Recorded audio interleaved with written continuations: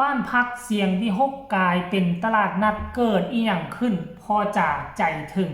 ให้แฟนๆผู้ที่อยู่อ้อมข้างสำนักงานเสียงวิหกสามารถเข้ามากินเข้ามาดื่มเข้ามาสั่งอาหารเข้ามาเที่ยวตลาดนัดแห่งนี้ได้ไฟแสงสีครบสุดสบายดี FC แฟนคลับทุกทานมาพบมาพ่อกันคลิปนี้สัวสิได้เฮ็ดคลิปอ่านข่าวทานผู้ชมทั้งฝั่งไทยฝั่งลาวคงจะค่อยเก้อกันอยู่แล้วล่ะทานผู้ชมเนาะคลิปนี้นี่ก็มีเรื่องราวข้อมูลข่าวสารจากฝากฟังของวงเสียงวิหกมานำเสนอกันเนาะ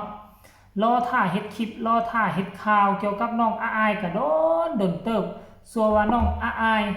จะเฮ็ดคลิปออกมาสัวว่าสิมีคนไปถ่ายมันก็โดนเติบมื้อนี้หลายคนก็สงสัยว่าอายเป็นจังได๋ไข้ดีขึ้นแล้วบ่หลายคนก็ทักกระท่วงกระถามมาท่านผู้ชมเนาะแต่ว่าเฮาไปเอาข่าวเรื่องนี้สากลไปเบิ่งข่าวเรื่องนี้สากลมันเป็นเรื่องที่แปลกปีกายนี่บ่เป็นแนวนี้เนาะปีกายนี่บ่เป็นแนวนี้หาก็เห็นเป็นปีนี้แหละแนวคิดผู้บริหารยุคใหม่แนวคิดผู้บริหารยุคใหม่อยากให้สมาชิกทั้งเก่าและใหม่ของวงเสียงวิหกอยากให้ครอบครัวเพื่อนบ้านที่อยู่ใกล้ๆกับสำนักงานเสียงวิหกขนาด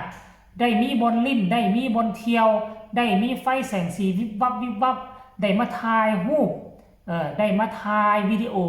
เพื่อเอาไปโพสต์อวดหมู่ว่าในหมู่บ้านของตนเองก็มีตลาดกลางคืนก็มีตลาดนัดท่านผู้ชมโดยมีสมาชิกทั้งเก่าและใหม่ของวงเสียงวิหกนั่นแหละเขาเจ้าพากันเฮ็ดทุกคนเลยเฮ็ดเป็นตลาดน้อยหรือเฮาสิเอิ้นว่าตลาดกลางคืนก็ได้หรือภาษาลาวเฮาเอิ้นว่าตลาดมืดมีไฟแสงสีใส่เลยตั้งแต่หน้าประตูทางเข้ายาวเหยียดไปฮอดจนสุดที่ดินสำนักงานเสียงวิหกเลยทุกคนมีห้านเกือบเป็น10ห้านพุ่นที่ทานผู้ชมและที่สำคัญมีรถบ้านของน้องอายอยู่หั่นพร้อมผู้ใดมาเที่ยวมาส่งมากินมาดื่มก็สามารถไปถ่ายรูปรถบ้านของน้องอายได้แต่ว่าเสียดายมื้อนี้การเปิดตลาดนัดพ่อจ๋านี่ตลาดน้อยพ่อจ๋านี่อายบ่สามารถมานำเพราะว่าอายบ่สบายท่านผู้ชม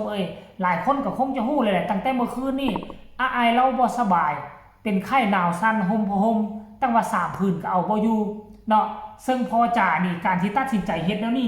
ดีบ่ดีเด้มันอาจจะกลายเป็นแลนด์มาร์คของชุมชนนี่ก็เป็นไปได้ในหมู่บ้านนี่ก็มีครอบครัวหลายครอบครัวอยู่หน้าทานผู้ชมในซอยของสำนักงานเสียงวิหกก็มีหลายครอบครัวอยู่ร่วมกันเข้ามานี่ภาพบรรยากาศนี่บ่แตกต่างจากตลาดมืดเลย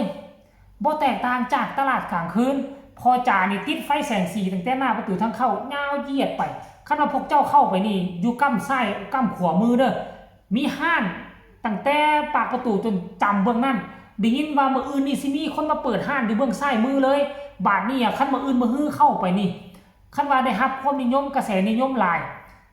คนในหมู่บ้านมาเที่ยวมาชมหลายก็ถือว่าสมาชิกวงเสียงวิหกก็สิพากันเปิดห้านเป็นของตัวเองหลายคนอยู่เด้เสื้อสิฮอดเปิดฤดูกาลนี่ก็อีกเป็นเดือนพุ่นที่ทานผู้ชมคันถ้าเปิดทั้งสองฝากฟังนี่พวกเจ้าคิดเอาว่าย่างเข้าประตูสำนักงานเสียงวิหกทั้งซ้ายก็มีทั้งขวาก็มีง่วยทุกมื้อนี้มีแต่เฉพาะสมาชิกแต่ว่าทั้งบอลนกพงศกรก็อนุญาตอยู่คนทั้งนอกสามารถมาเข้ามาลิ้นมากินมาเที่ยวได้แต่ว่าค่อยบ่แน่ใจว่าให้คนทั้งนอกมาขายเครื่องขายของอยู่นี่สิได้บ่อันนี้บ่แน่ใจเด้อรายละเอียดจะเป็นเท่าใดให้ทุกคนไปชมคลิปนี้ก่อนเนาะจากเพจหลักของเสียงวิหกขอหยิบยกคลิปมาจาก2นาทีให้ FC แฟนคลับทั้งฟังเวียงจันทน์ได้เห็นว่าบริหารงานแบบบอลนกพงศกรนี่มันคักมันดีมันเยี่ยมขนาดไหนทุกคนไปชมเลยบ้านกักปาดไอ้แม่นหยังล่ะไฟหยังนี่ตลาดนัดพ่อจ๋าปาดพี่น้องจ๋านี่พูน่ะตั้งแต่หน้าบ้านจนว่าฮอดหน้าบ้านกักใช่บ่ตั้งแต่หน้าบ้านพักมากินมาเที่ยวมาจอยกับพวกเราได้นะครับที่บ้านพักหมอลำเสียงวิหกเข้าเลยนะครับมีหมดพี่น้องว่าเป็นตลาดนัดเตรียมบรรยากาศเป็นบักคักเลยห้ามจอดรถฝั่งนั้นแล้วก็ทำร้านค้าเพิ่มไม่ทำแล้วครับรถไฟลงมีตะยีขายบ่มีอีสื่อไปติดทางไหนนี่พี่น้อง เลือดไหม ป๊าดลูกค้าติเนี่ย ลูกค้าจ้าลูกค้า ลูกค้าจ้า สวัสดีค่ะ สวัสดีค่ะบรรยากาศดีเนาะพี่น้อง เปิดตลาดใหม่ฟิลกูดมากเลย อันนี้ร้านตามร้านก๋วยจับอันนี้กัอันแกงราดเขามันไก่กับนี่พี่น้องถ้าไหนกำลังสิเปิดได้นั่นพี่เปิดร้านสมาคู่เลี้ยงเด้ออะไร เปิดแล้วสมาร์ทสปอนเซอร์ เอาก็ต้องแกงราดข้าวปะ ข้าวราดแกง แกงราดข้าว ข้าวราด ทุกคนดูร้านน้ำแข็งใสร้านลูกสิ้นทอดไข่สมตำมีเมดพี่น้องก๋วยจับมีหัวสุกี้เสียบใหม่พร้อมนี่ผู้ติดตั้งเฮานี่ผู้ติดตั้งเฮานี่ทำเลือดมากนี่